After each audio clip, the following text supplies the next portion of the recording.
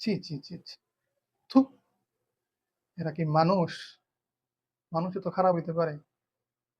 মানসিকতা বলতে কিচ্ছু নাই। মানবিক কোনো হৃদয় নাই। মানুষ এদেরকে মানুষ বলে কেমনে? ঘিন্না আসতেছে। থুতু ফেলাইতে মন চাইতেছে। শনিবারে ফিলিস্তিনে হামাসের পক্ষ থেকে ৬ জন জিম্মিকে, ইসরায়েলের জিম্মিকে ফিলিস্তিনের ইসরায়েলের কাছে পাঠানো হয়।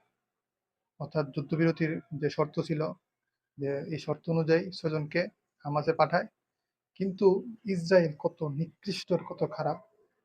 তাদের যে যে যে যে ফিলিস্তিনের যে বন্দীরা এতদিন আটকাও ছিল তাদের গার্জিয়ান, তাদের আত্মীয়স্বজনরা সারাদিন অপেক্ষা করছে।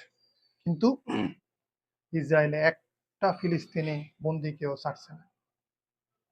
এদের মতন মানুষ মানুষ বলতেও ঘৃণা লাগতেছে।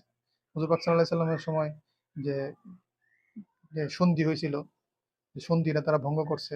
আসলে তারা গোড়ার থেকে জন্ম থেকে তারা খারাপ। থু! ঘৃণা আসতেছে। মানে এটা একবারে সব খারাপের ঊর্ধ্বে চলে গেছে। আল্লাহ মাফ করুন। আল্লাহ আপনি ফিলিস্তিনি ভাইদেরকে রক্ষা করুন। আমিন।